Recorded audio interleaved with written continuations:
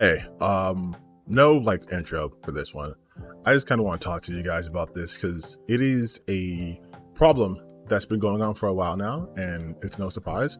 It is the grifters, the grifts, the people who have a vested interest in making sure you're upset. Grifting isn't anything new. It's been happening for centuries, right? But there's something particularly heinous about the current grift going on because it relies exclusively on othering people in the same way that conservatives are doing it online. You know, we're talking about trans people right now, Haitians, migrants in general. Just the existence of other non-white communities is enough to perpetuate this. The reason why I mention those politics, I know it's a dirty word to say when it comes to like the gaming space, is because those very same politics, those identity politics, are what's happening in gaming. Now, how did we get here? There was a little event, you may have heard of it, called Gamergate. And full disclosure, I was there. When I say I was there, I wasn't just alive when it happened on the internet. I was an active participant in it. Initially, when I guess got into it, I was of the belief that it had to do only with the fact that there was a game developer who was getting favorable treatment because of a relationship she had with a game journalist. Because at the time I thought that, which is idiotic to say now, but hey, I'm telling the truth. I thought that game journalists were given the same level of power of like, say, like an executive, in the sense that they have the power to make or break a game, that their review scores are tantamount to the success of a company. And to some extent in the real life, like right nowadays, it's true. But back then, no, not so much. But I didn't have facts. I was just literally just going off of vibes, feelings. And those feelings were constantly being validated by outside sources. And it felt good. It felt good because I also had the mindset of like gamers are looked down upon and everyone thinks we're the worst and we're bad, but I'm not a bad person. And it sucks that I'm being considered that just because of the hobby I'm into. And to have outlets, regardless of their, let's say, credibility, covering it and showing a case in that, hey, gamers are upset about the corruption going on in the game industry, that felt good. It's also why I had no issues going after the likes of like Anita Sarkeesian. She was obviously a very prominent figure in the Gamergate stuff, and she had her feminist frequency women versus tropes series that she got funded through, I want to say Kickstarter, but I don't know if Kickstarter was there back then. Probably like a Patreon Indiegogo type. I think it was Indiegogo type thing. And we were super crucial of her. Hey, Anita, where's your second episode? You took all this money. Why's your production value so low? Just all the things, all of it, right? Because we were trying, and by I say we, I mean myself, but I have to assume other people felt this way. We were trying to protect gaming. We wanted it to keep it safe from these, I guess we'd call them tourists now. From these tourists who've never played a game, they don't understand gaming culture. They just didn't get it. They didn't get it. And so for a cool like 3-4 months, I was one of those guys. Now, I never sent death threats. I never was harassing people, but I was overtly critical of them. But then I started noticing a trend, a change happening, where when I'd go on Twitter and I would engage with people who were on the, I guess at the time, anti-Gamergate side, they would start saying, okay, but these people, they're drawing caricatures of Anita Sarkeesian, and the characters they were doing were the characters of Jewish people with the big hook noses and calling them greedy, all that stuff too, right? Like real like Nazi shit. And I was like, well, and I wasn't able to defend that, of course. So logically, I just ignored it and did a whataboutism. What about you guys doing this, this, this, this, and this? You guys did this. You guys did that. You guys did this. You guys did that. And at some level, I had to start questioning, you know, if this is about just ethics and game journalism, why are we still doing this? Because mind you, at that point, that story was very done. It was done. It was moved on within like a week's time. And yet it still kept going. And there was just newer and newer targets. First it was Zoe Quinn, then Anita Sarkeesian, then literally any woman in the gaming industry. Any woman. And at that point, I was like, this can't just be about the thing, because that thing is done. And when facts started coming out and it was like, hey, the person that she was in a relationship with didn't even review the game, and the game was gone home, and it didn't win like $1 billion. It was like a fucking, you could play it on Steam. It's like $4 or whatever on Steam. It's not like this massive game that shook the industry. It was an indie game, and it was getting all this attention. And so then I started looking into the people who were propping up Gamergate, the Milos, like Yiannapolis's, Breitbart. What Breitbart was about, because prior to that, I had never heard of Breitbart. I had no idea who they were. Surprise, surprise, huge right-wing company with agendas were using gamers to funnel their talking points, to galvanize a group of people who they feel like are being underserved, and to give them direction. And their direction was just, at this point, just harass, just continuously harass. And we will shield you, we will defend you because you guys are right. And again, that always feels good to be validated. But when you start seeing the people who are doing the validation, at some point you have to question whether you are on the right side or not. And I wasn't. Again, I didn't do any of the shit they did, but just by association, I played a part in that. Even if I wasn't actively messaging Zoe Quinn or Anir Sarkeesian or anyone else and telling them to go off themselves or they suck or whatever, I was still part of a movement that was in fact doing it. And anytime facts came out that worked against my reality, it was easy to ignore it because my echo chamber of thousands of people were saying they're just lying. The media lies. Games journalists are just protecting each other. But from a logical standpoint, of course they're protecting each other because they're all being attacked over something so stupid and insignificant that wasn't even true, that they have no choice but to circle the wagons, but to close rank because everyone's circling their wagons. Like, that's the natural reaction. But again, I couldn't see that then because I was one of the people circling the wagons. But as I continued questioning who was doing the validation, I started running into problems. How could we at one instance say that people like Anir Sarkeesian are tourists and they have no right to talk about gaming, but then you have people like Breitbart who also didn't give a shit about gaming, but yet they were okay because they were promoting us? That's incongruous with my beliefs. And then you start looking at the people in the Gamergate sphere who were getting big at the time, like Sargon of Akkad, like Thunderfoot. Those guys are raging misogynists. They were living for this moment. They loved it. Sargon of Akkad, aka Carl Benjamin, right now, for those who don't know, tried to run for like Parliament in the UK. He's British. And there was an article out there that talks about how he himself said it is okay to R-word 16-year-old boys. And I actually recently tweeted that at him because he was talking nonsense and he blocked me from that. Again, those were his own words. It wasn't taken out of context. Those were his words. Just repeating what he said, and I got blocked.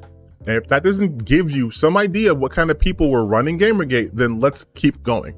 So you had Carl Benjamin, you had Thunderfoot, who had entire playlists dedicated to just say why feminists are dumb and wrong and bad, why Anir Sarkeesian sucks, why they aren't logical. But all of his arguments were presumptions. They already presumed that you were going to agree with them. So they weren't solid at all. They were nitpicky. Does any of that ring a bell? Doesn't that sound familiar with the current gaming landscape right now? People with no real points who are clearly misogynist or just bigoted, trying to get you on their side. A lot of the people who are doing it now made their bones during Gamergate. Grumps, Mark Kern being one of them. He was obviously a Gamergater, right? He's still trying to do that shit today. He's trying to start Gamergate 2.0. And the reason why I went through that history lesson for my own personal history is to let you know that when I'm talking about this stuff, I'm telling you from a person who fell for it, okay? It is so easy to fall for it, but I need you guys to do the critical work. I understand you are upset. I get it, because I was upset. But the reason why you're upset is not what you think. It is not why you're actually upset. Gamers often talk about how game companies, publishers do slimy tactics like day one DLC, locking content that's already on disc in the game behind a paywall, way too many microtransactions, all those things. And that, I totally agree with, that's slimy, that's bullshit. But these grifters, these YouTube gamers, so to speak, are also doing similar tactics, but you're not upset about that. You can rail against EA, hell, I do. I just did it on my TikTok. I'm gonna do it again this week on my Sunday stream about their practices. But then look at what the grifters are doing. They are also exploiting you by farming your outrage, your emotions. They are telling you what exactly to be mad at, because that's all they have to offer you. They have literal incentives, financial incentives to make sure you stay upset. Just like how there's games out there that want to monopolize all your time by being a forever game, they want to monopolize your emotions by having you constantly upset, which is why these channels put out content on an almost hourly basis. Some of them 3 to 4 videos a day, every day, 7 days a week. That is an insane rate if you have anything of substance to say. That is an insane rate. But because they are just farming from your outrage, they can do that constantly because they can look at anything and make it the biggest thing in the world. Again, going back to Gamergate, all of that started because an indie developer knew someone who worked at Kotaku and their game got reviewed, not by that person they knew, just got reviewed, and people said, yeah, it's pretty okay. I think it won like an award no one knows about. And that was enough to spark an entire movement to essentially get women out of gaming. Because you had grifters who were waiting for that moment. You had people from Breitbart who knew they could galvanize gamers and draw them into the right wing, and without them even knowing, again, being exploited, without them even knowing, to further someone else's agenda. An agenda is a word that gets thrown around a lot, but it's ironic because the people with the biggest agenda are the ones consistently talking about an agenda. I am a content creator. It's weird. It's weird for me to say that, even though I have like literally over 1,000 videos, but I am a content creator. I make content, and my goal is to, spread awareness to things. I just want to spread my joy and my happiness about video games, talking about the bad things happening in the game industry and the good things happening in the industry, and giving it more of like a, I guess, critical tinge to it, right? Like not just accepting things at face value, doing some of the work, explaining why games might have succeeded or why they failed, just all the analysis. I love doing analysis. But at no point do I tell you, you need to be upset about this. This is bad and here's why this is bad. I don't tell that to you guys. I break things down, and if it's something very obvious, like someone doing a grift, yeah, I would call that out. But otherwise, I don't tell you to be mad about anything. Can you say the same for the people that you watch? If you're watching Melanie Mac, Vara Dark, Grums, Indemon, Yellow Flash, Geeks and Gamers, all those guys, can you say the same thing? Can you say that they don't tell you what to be mad at and why it's bad? Because I know for a fact, I can talk about a game and tell you why these mechanics don't work. Or I can talk about a film and tell you why this plot doesn't really work for me, or it's kind of weak here. But at no point would I ever tell you, be mad about this. This is why it's mad. Their thumbnails alone exist to excite anger. They will have like the pride flag and say, this is gay, or the wokest game ever. Disney burns money over woke agenda. DEI ruining another game. They are priming you to be already emotionally upset because they need you to be upset all the time.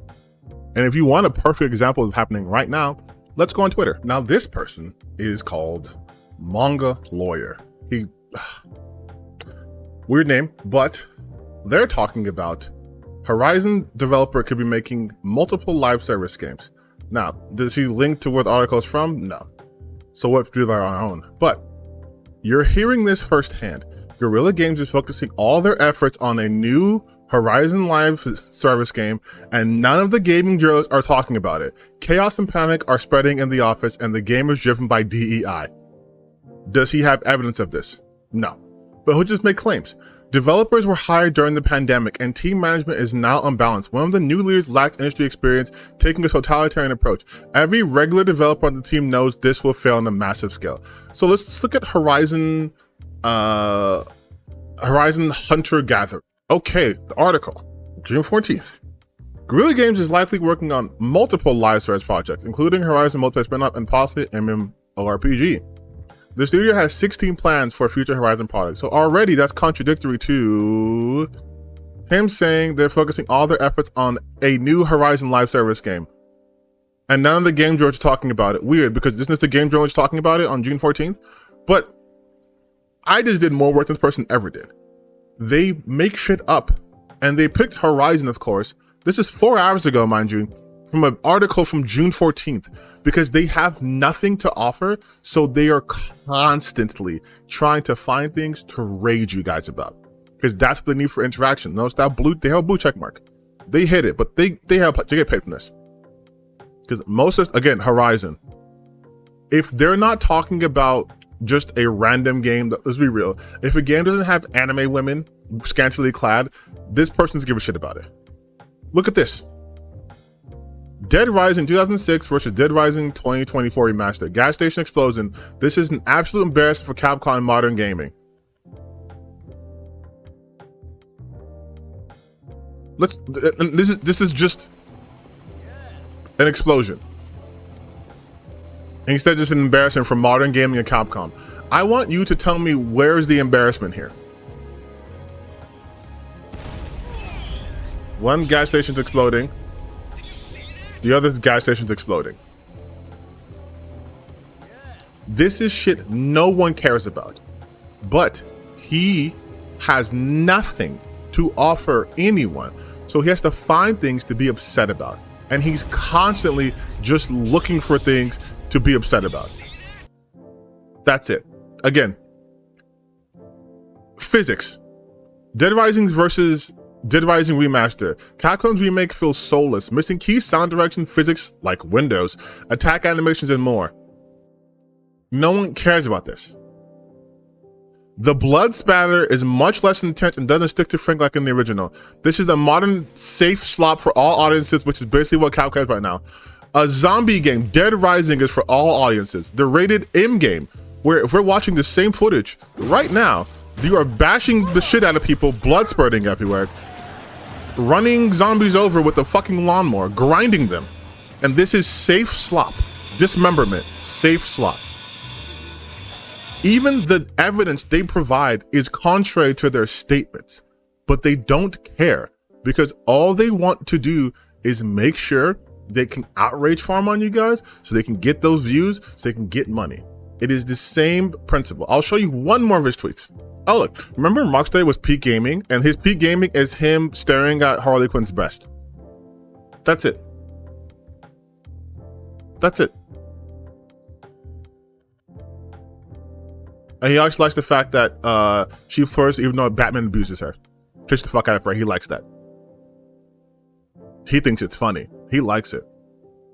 Tomb Raider. Again, 2013, aimed to tone down lower crop with realistic standards, but now in 2024, her feminine design and proportions are deemed too explicit. What was once a conservative is now too much. No one's saying this though. Like, no one's saying this. He just makes up statements. There's no evidence. There's nothing like that. What are you talking about? There's nothing wrong with her design. Exactly. Tell it to developers. They removed Laura's chest physics in the next 2 games. Many prominent activists still think the 2013 model was too sexualized. He doesn't know what he's talking about. They removed the breast physics? Mind you, this is what he complains about. Star Wars Outlaw, water physics versus hydrophobia, prophecy of 2010. The industry experts claim we don't have the technology. Do we or don't we have skilled programmers? So he's comparing an open world space game adventure to the game designed specifically about water. Puzzles focusing on the physics of water.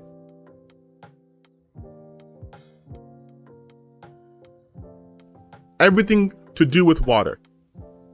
Notice how the waves are programmed to affect the protagonist moving out of the place. Open worlds need a break for a while. Open worlds created by incompetent developers should be put on hold forever, and medium-sized corridor semi-open worlds should make a comeback.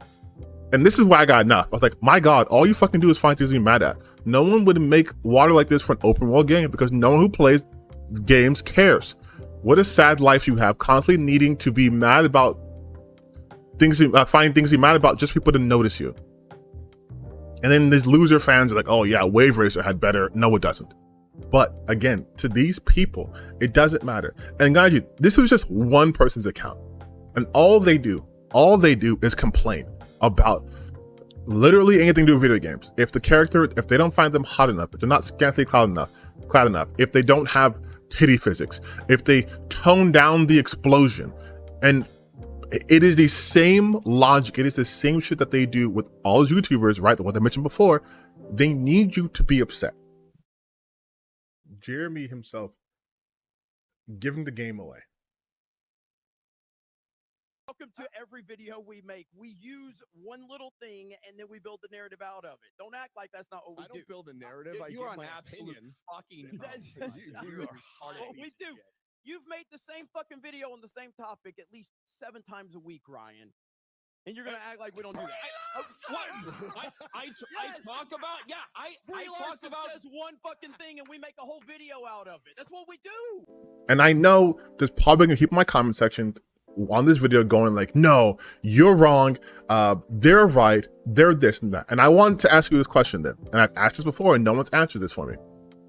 The people you follow, the people who are telling me mad about these things, do they ever talk about a game that they like outside of comparing it to another game that's currently being talked because of a controversy, whether it's been natural or manufactured? And if you need an example, you hear them talk about Dustborn, a game we've never heard of until they started grifting on it.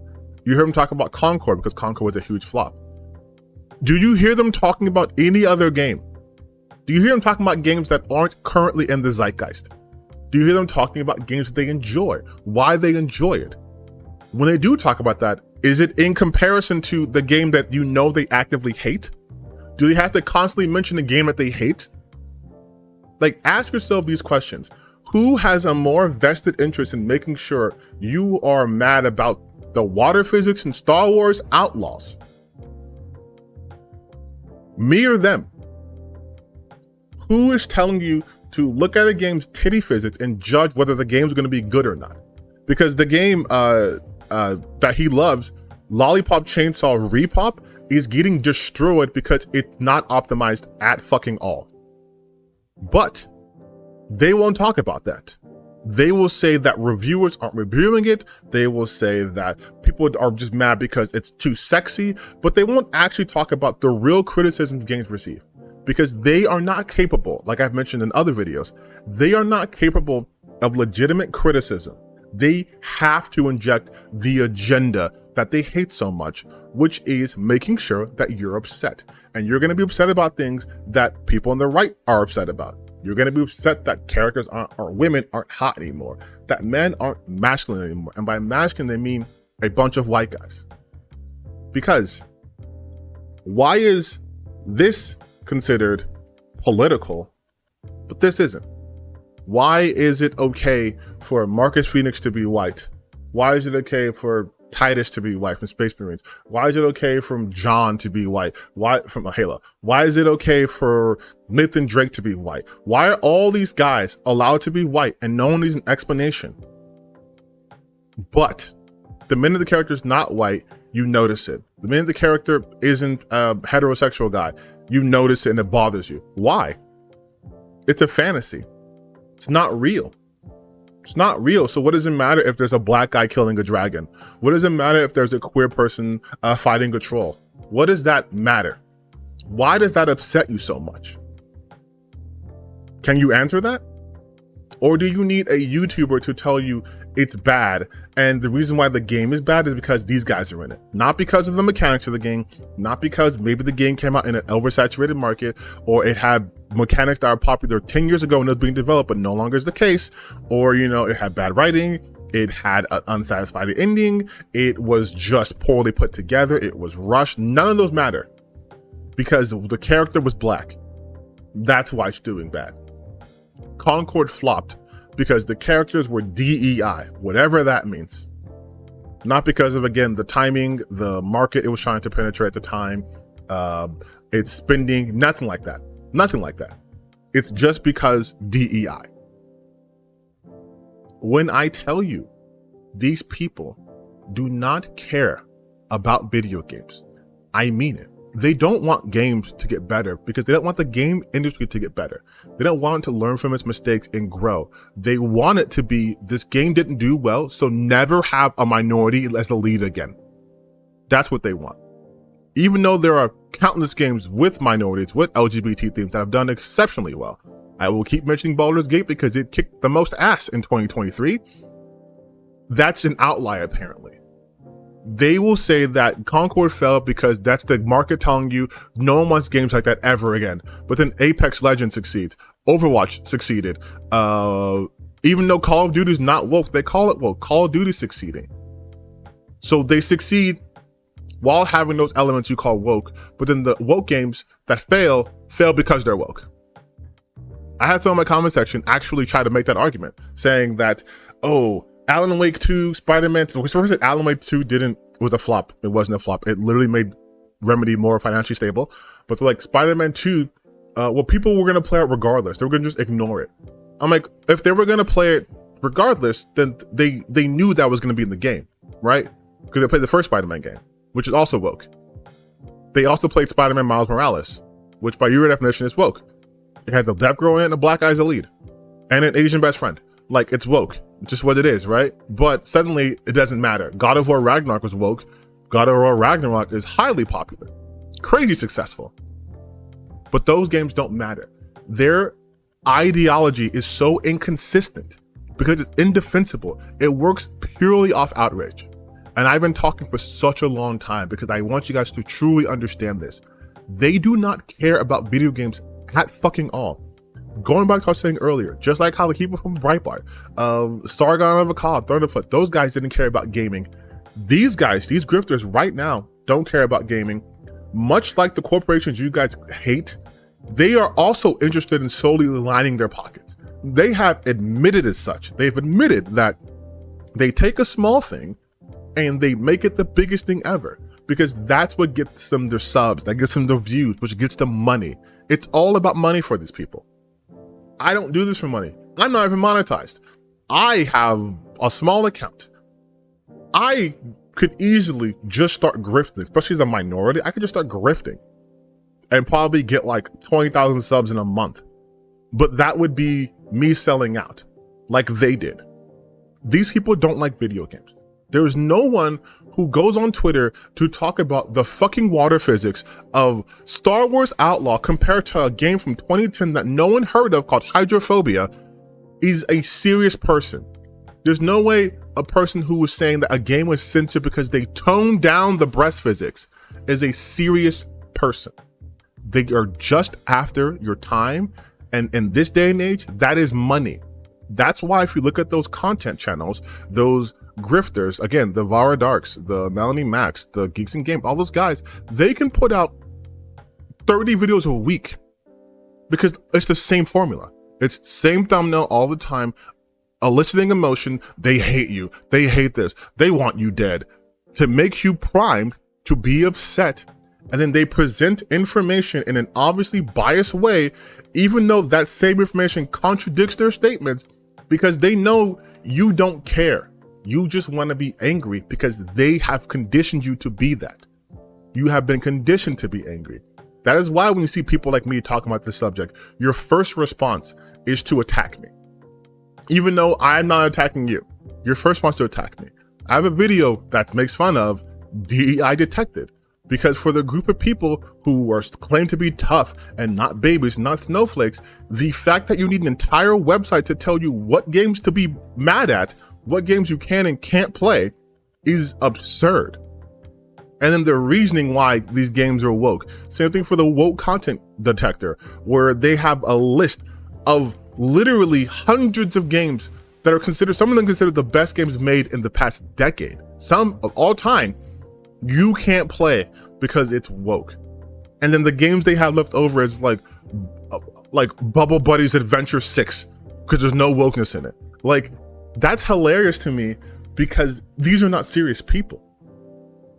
Who makes a list like that? Snowflakes, right?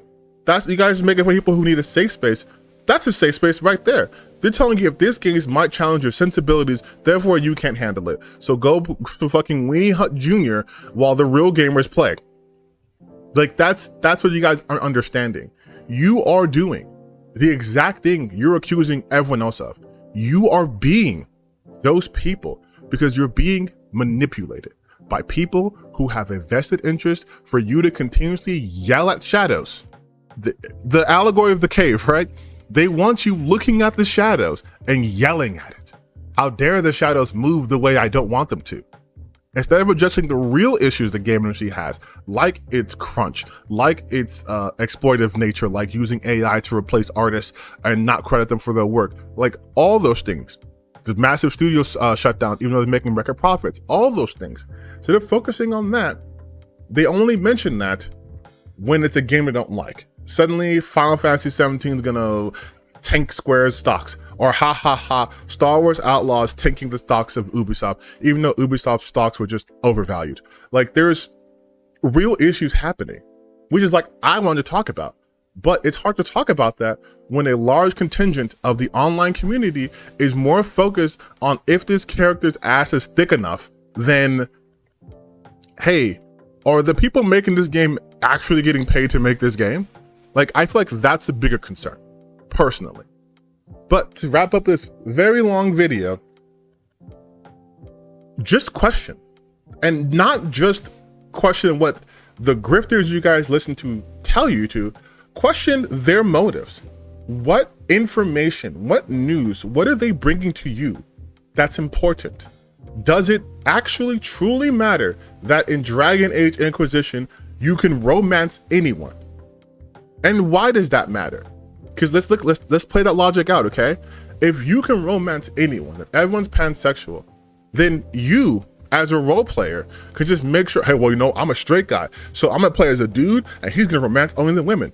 That's an option. There are just other options that exist. But the way these guys frame it, it's everything gay all the time. If you're straight, they're gonna kill you. If your character is roleplayed as straight, the AI is advanced enough, well, it will just kill you and it'll spike up the difficulty so you always die. And you'll die until you go to the church of LGBTQdom and pray to the sapphic goddess of romance. Like, that's what they act like. Like, they're forced to do this. They're forcing you to play these games. They're not forcing you to play these games. You want to play these games, but you feel like you can't because, what if this awakens something in me? Not the game's problem, not our problem. But they're making it everyone's problem because, again, they just want to profit off of you. That's it.